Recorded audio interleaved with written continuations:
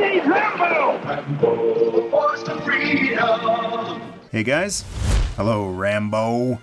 With Rambo Last Blood opening this week, I thought it'd be a perfect time to take a look at one of my favorite figures from the 80s. I tend to say that a lot, but there's a lot of figures from the 80s that I absolutely adored. And this is one of them. It is Rambo from the Force of Freedom line. And this one is mint on card. It's a little bit dinged up, but it was really cool to be able to find one a few years back. And this is from Coleco, which is the same line that did that Sectar's Dargon figure that I recently reviewed, Dargon and the Dragon Flyer. So the figures came on a big card like this. What was really cool about this line was it was basically like a giant-sized G.I. Joe line. And as the story goes, originally Rocky Balboa was supposed to be a character in G.I. Joe. I believe a mail-away exclusive. And Stallone ended up signing the rights for Rambo to a toy line to Coleco.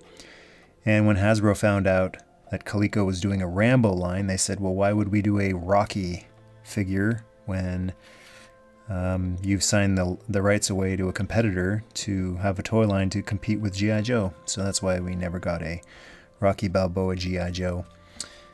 And on the back of the card here, we get a glimpse of all of the different figures that were available in the line. Over on the left side, we get the Force of Freedom, which is Rambo, Firepower Rambo, which is more along the lines of his First Blood appearance. This is his Rambo First Blood Part 2. Look, Colonel Troutman, the man who made Rambo, and Rambo's buddies Turbo, Cat, and the White Dragon, because every 80s toy line needs ninjas. And over on the baddie side, there was Black Dragon, another ninja, Nomad, Gripper, one of my favorites, and Mad Dog, Sergeant Havoc, who is, I think, heavily based on the big Russian dude from Rambo First Blood Part 2 who fights Rambo, tortures him, fights him in the chopper. And then the leader of the baddies, General Warhawk. And there are a lot of similarities to G.I. Joe figures. Star points save for special Rambo premiums. And I'm not aware of any special premiums or mailaways that were available for the Rambo line. I don't know if it lasted long enough for that, but that's obviously inspired by flag points from G.I. Joe. And then little instructions here that tell you how to operate his rocket launcher. Great thing about the Rambo line was it wasn't battery powered, except for I think a light in the Skyfire chopper. Everything was either spring-loaded, pull a string, or push a button and it's motorized type of thing. And take a look at the bio on the back here. When the Army can't, Rambo can. Rambo is America's ultimate weapon. Unequaled in courage, unfailing in patriotism, he is a man who knows no defeat. His strength and skill allow him to accomplish dangerous missions that no ordinary man would attempt. Martial arts, weapons, explosives, Rambo, trademark. I guess he really is the property of the U.S. Army, is a master of all. He fights for America, but most of all, for justice. So this is a little bit of a different take on Rambo than the movies. Rambo leads a select force of trained experts who risk their lives for freedom's cause. With Rambo, they fight an age-old battle against evil, but evil wears many faces, and none is more sinister than the face of Savage. This worldwide terrorist group is led by the scheming General Warhawk, a man motivated by greed and the thirst for power. As he lays his plans for world dominance, only one man stands in his way, Rambo, trademark. So again, heavily inspired by G.I. Joe versus Cobra. I guess that's a main reason why I enjoyed this line so much as a kid, because it was not just Rambo who was cool in the movie First Blood Part 2. I remember as a kid thinking First Blood was kind of boring, but First Blood Part 2 was a lot better. And now as an adult, it's the other way around. I think First Blood's a masterpiece. And First Blood Part 2 is basically a live-action episode of The Force of Freedom. But I really did like the similarities that it had with G.I. Joe. So that's a look at Rambo in the packaging. So what do you say we pop this bad boy open? Nah, just kidding. I already got another one opened up. It would be a shame to open one of these vintage mint on card Rambos. So this one's going to go back on the mint on card wall in the 80s Toy Museum. And we're going to take a look at this guy right here. And here he is, Liberty's unstoppable champion, Rambo. And even though the toy line was accompanied by the cartoon, Rambo, the Force of Freedom, this particular Rambo, even though he did appear like this in the show, I think this one is more based on his appearance in Rambo First Blood Part 2. And this one has a distinctly Vietnam POW prisoner look to him because of the scarring on his chest. So let's just pop these accessories off for now and show off some of the sculpting here. He does include this ammo belt here, and I'll get to some of the drawbacks of these accessories in a second, but if you take a look at his chest here, he's got these scars on his chest, which were shown in First Blood and First Blood Part 2, and these are from his time as a prisoner in a POW camp. And I didn't think much of it as a kid. I just thought, well, that's Rambo. He's got those cuts on his chest. Looking back on it, especially in the climate we're in today, with the the very safe PC type of stuff that's geared towards kids, it's amazing that a toy like this was, well, it was fine for the time. It would not be released today as a children's toy. And then another thing that I've never noticed until I just recently watched First Blood Part 2 again. And there's a scene in First Blood 2 where a Russian takes Rambo's knife, heats up the tip, and runs it down right beside his eye. It's so faint, but you can make it out here. He's got a scar, almost like an Anakin Skywalker type of scar, running down the edge of his eye here, down his cheek. So, yeah, this guy has battle scars. I'm actually surprised they didn't give him his scars on his back, because when they're hosing him down in First Blood, that's another thing that they notice. Tons of scars on his back from lashings, too. So it's nice that they didn't include those. But he does include, a couple more things with the sculpt. He's got his red headband, bandana, tied around his neck. He's got you can't make it out, it's just a glob. But in the movie, it's a little jade Buddha, which it's kind of funny. I'm just noticing that right now. This is like a light blue coloration, but it's jade in the movie, which is green.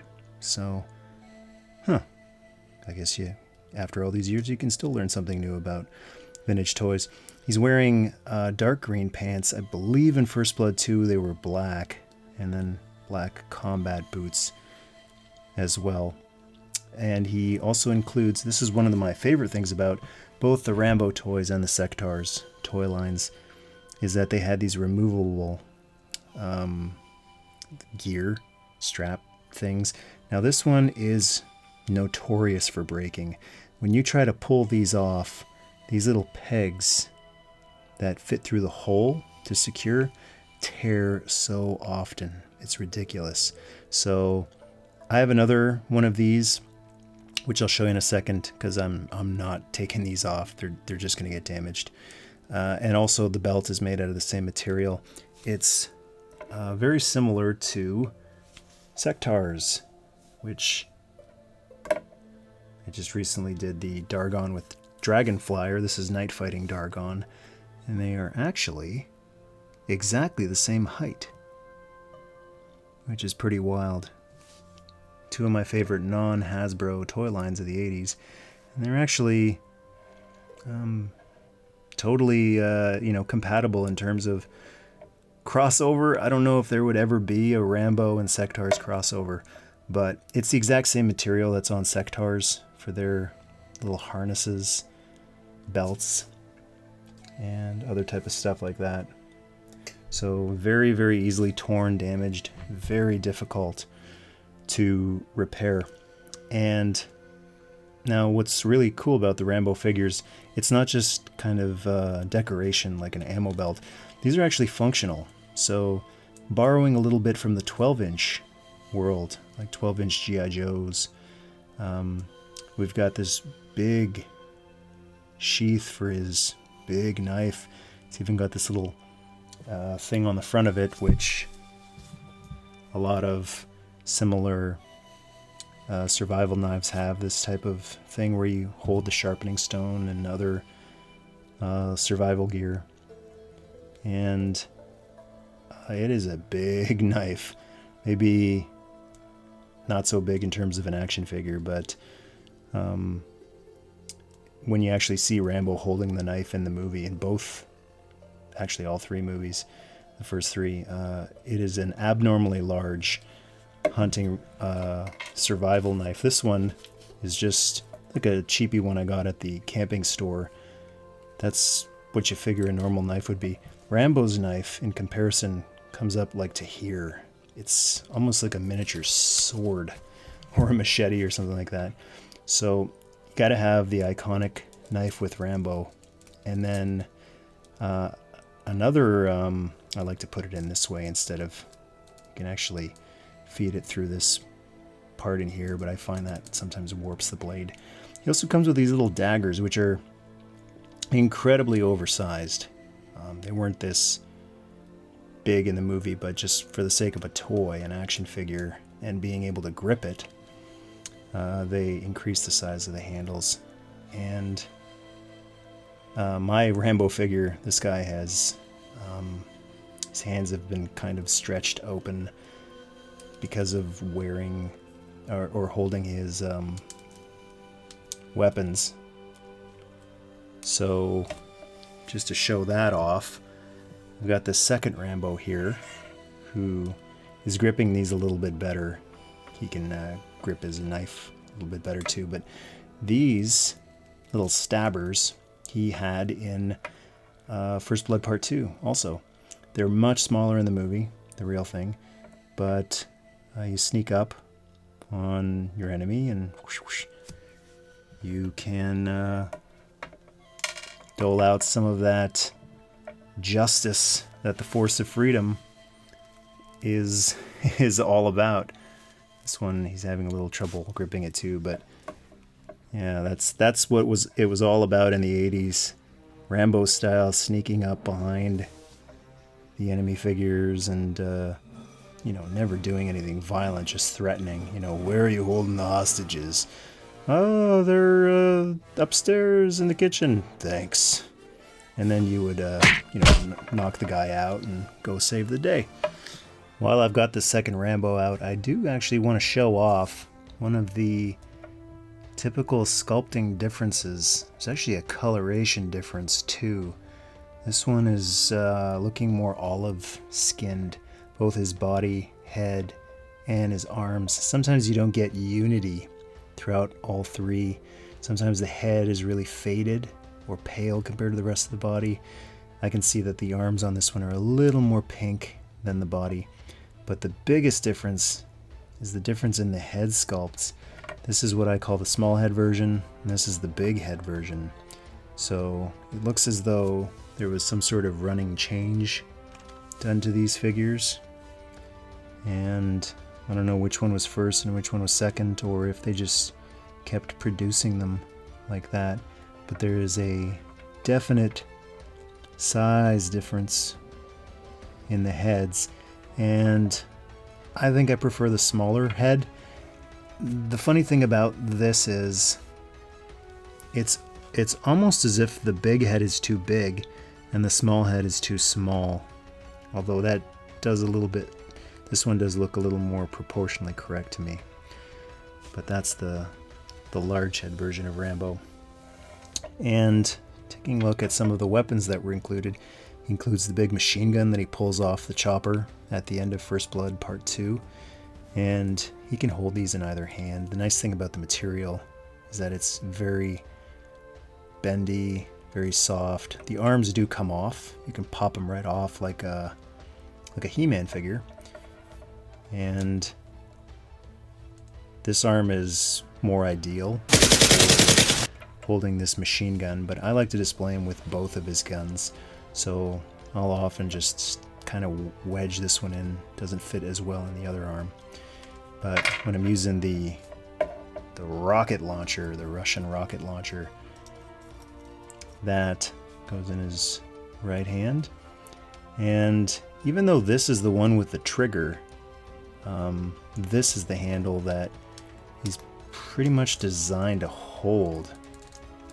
So there's this part, there are interesting parts of all Rambo weapons that interact with the body of them. Like this is specifically put in there to go against his waist to brace him, because this is an actual action feature. It's not just a weapon you stick in his hands. You take the string, you pull it all the way back, and as you pull the string, that rocket comes in. And then you let go of the string, and it fires the rocket. And that was definitely one of the coolest toy features, because you couldn't lose this thing. There's a string with a little ball on the end here, so whenever you fired it, the ball would stop right there. And it was really nice to just be able to pull the string back and you've got the rocket again. So most of these rocket launchers, when you see them around, if the figure's up for sale or just part of someone's collection, it's nice that these rockets hardly ever got lost because of just the design of that. Now, you can't actually get him to hold the trigger handle. Like I guess you can sort of, it just doesn't look quite right. I prefer it being a shoulder-mounted weapon. I guess that looks fine, but it just doesn't fit in there as nicely as the other way. And the interesting thing is that on the Firepower Rambo, the hoodie version, his arms are different. They sculpted him new different arms with a different bend in the elbow, so that one actually does hold the rocket launcher on his shoulder a little nicer than this one does. So it's got the rocket launcher, and this string just kind of hangs in behind. And one trick that I always did was that I would just wrap it around the scope, the sight, so that it's not hanging on the ground and Rambo's tripping over it. Then I just take the machine gun, stick it in the other hand, and now he's ready to rock and roll. So we saw how he scales up with a Sectar, the exact same size, and let's take a look and see how he matches up to the toy line I think he's most heavily inspired by, G.I. Joe. He actually towers over top of this other Green Beret, Lieutenant Falcon. So it was really cool to be able to get a figure that was basically a big G.I. Joe. G.I. Joe style weapons, much bigger, but it's just funny how limited his articulation is compared to what I think is still the gold standard for 3 3/4 inch figures. As far as articulation on the Rambo figures goes, he's got hip articulation, which you basically have to have the courage of Rambo to move these around, because these break so easily. And I'll actually show you on this second Rambo. I was doing the slightest movement on this guy recently. I was trying to put him in one of the vehicles in behind here, and pop, the leg just broke and came right off. So I was able to glue this piece back in here, but it's loose It holds a little bit, but it's still loose and it'll probably break again one day. That was from very minimal movement. So I think these guys are getting really fragile over the years. I don't think they're made of quite as good material as vintage Hasbro G.I. Joes were. He's got a knee bend, which is nice, but again, very scary. The arms they can do 360, but there's no elbow articulation, no wrist articulation, and then the head moves left and right. So by comparison, a G.I. Joe, even though much smaller, just hands down in terms of articulation, is so much better. You even look up and down. There's the swivel arm.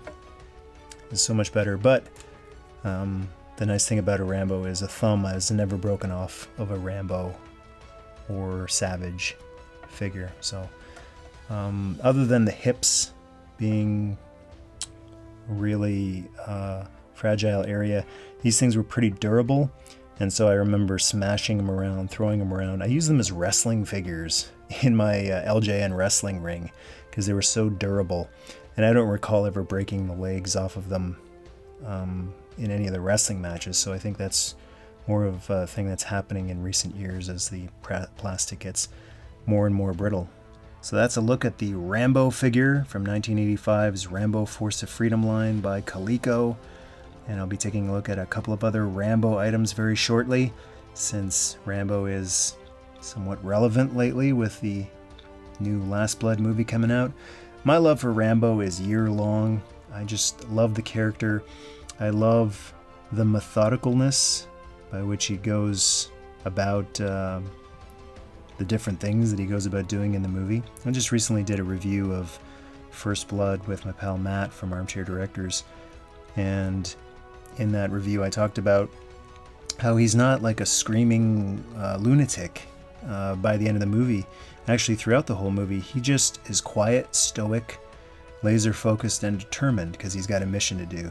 And I've always really admired that about the character. He does have his moments in the movies where he does let out that trademark Rambo Stallone scream, but for the most part he is just quiet and intense, and I've always found that technique works well for me in everything that I do, whether it's work around the house or especially creative things. You wouldn't think that you can be a Rambo at creativity, like art or writing or editing or anything like that, but it's true. It's a mindset. It's a warrior's mindset of laser focus. So a cool toy, but an even cooler character that is so awesome that he was immortalized in 85 in plastic in probably one of the most inappropriate R-rated movies to be converted into a children's toy line. But hey, it was a different time, and still one of my favorite characters to this day. Also going to be taking a look at the Nika Rambo San Diego Comic-Con version, which was released, which was a direct homage, the packaging, to this particular Rambo. So a lot more Rambo stuff to come. Rambo Last Blood is out in theaters very soon, and I have a feeling we're going to be saying goodbye to John J. Rambo in that particular movie, and that will probably be very sad, but what a run he has had, especially when it comes to one of the most underappreciated toy lines of the 80s. Thanks a lot for watching this review. If you enjoyed it, please feel free to share it on your Twitter or your Instagram or Facebook. Really appreciate that. If you have a Rambo comment you'd like to share, scroll down and go to town. And to join the tribe, hit subscribe.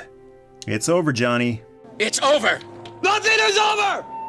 Nothing.